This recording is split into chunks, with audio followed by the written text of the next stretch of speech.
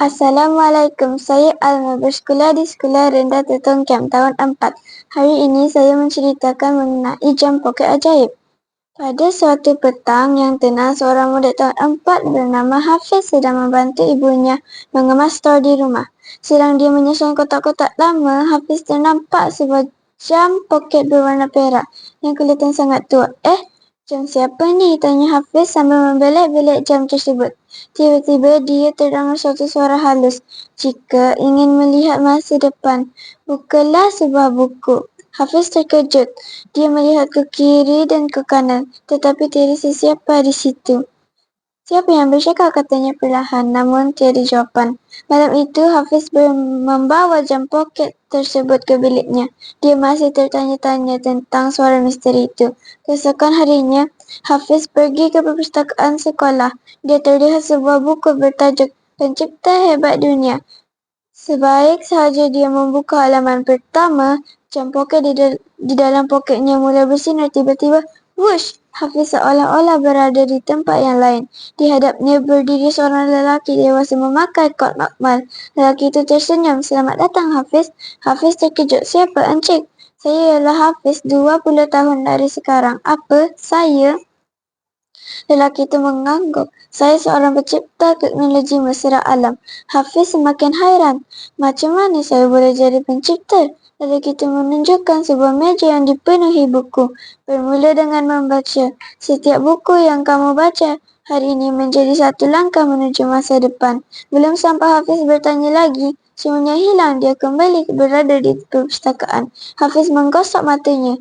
Adakah itu mimpi? Namun jam poket di tangannya masih bersinar. Pada hari berikutnya, Hafiz membaca sebuah buku tentang angkasa lepas. Sekali lagi jam itu bersinar. Wush! Kini dia berada di sebuah pusat angkasa yang sangat moden. Dia melihat seorang wanita sedang memerhatikan skrin besar. Hafiz, mari lihat penemuan terbaru kita, kata wanita itu. Siapa, Puan? Wanita itu ketawa. Saya Aina, rakan penyelidikan awak. Hafiz semakin keliru, tapi saya masih murid tahun 4. Aina tersenyum. Betul, tetapi satu hari nanti awak membantu mencipta teknologi yang memudahkan kehidupan manusia. Bagaimana? Kerana awak suka membaca dan tidak pernah berhenti belajar. Tiba-tiba pemandang itu hilang. Hafiz kembali ke dunia sebenar. Kini dia mula memahami sesuatu. Setiap kali dia membaca buku, dia dapat melihat kemungkinan masa depannya. Sejak hari itu, Hafiz semakin rajin membaca. Dia membaca buku sains, dia membaca buku cerita, dia membaca buku sejarah, dia membaca buku tentang haiwan, alam sekitar dan teknologi. Setiap buku memberinya idea baru. Setiap halaman membuka pintu pengetahuan. Namun, satu hari Hafiz berasa bosan. Dia lebih suka bermain permainan video daripada membaca. Buku-buku dia mula berhabuk. Jam poket juga tidak lagi bersinar. Malam itu, dia terdengar suara yang sama. Masa depan tidak dibina dalam sehari. Ia dibina halaman demi halaman. Kata-kata membuatkan Hafiz berfikir. Dia sedar bahawa kejayaan tidak datang secara tiba-tiba. Ia bermula dengan usaha kecil yang dilakukan setiap hari. Keesokan harinya, Hafiz kembali ke perpustakaan. Dia membuka sebuah buku baru. Jam poket bersinar kali terakhir.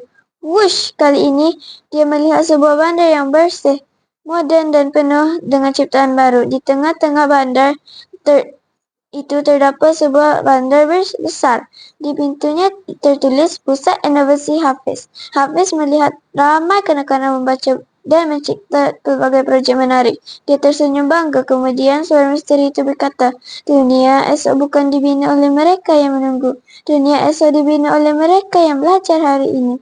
Seketika kemudian, Hafiz kembali ke perpustakaan sekolah. Jam poket itu tidak lagi bersinar, namun kini dia tidak memerlukannya lagi. Dia sudah memahami rahasianya. Rahsia sebenar bukan terletak pada jam ajaib itu.